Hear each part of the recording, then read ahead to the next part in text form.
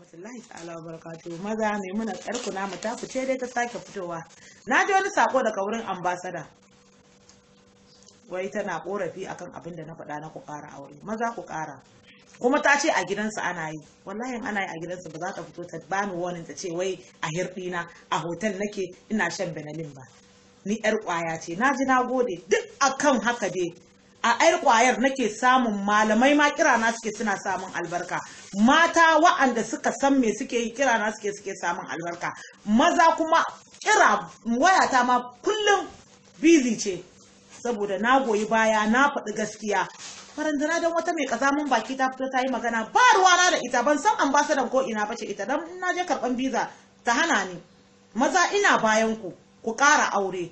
Ku ƴaƴan sunna ne ku raya sunna kuma ta ce in ba a yi a gidan mu ana yi a gidansu wallahi ana yi a gidansu ba za ta fito ta yi haka ba. Kuma duk mace da take neman cutar da mijinta ubangiji Allah ka tona mata asiri a ko ina take. Allah i bayyana ta.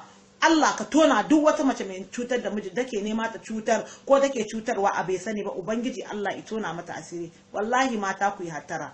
Na rantse da Allah mun haifa. Ina za mu sa nama ƴaƴan. Muna da maza muna da mata. Wallahi yadda aka aure mu haka za a aure su. In mun hana ayi ina za a sa su. Ku yi tunanin wannan maganar nawa. Ku yi tunani.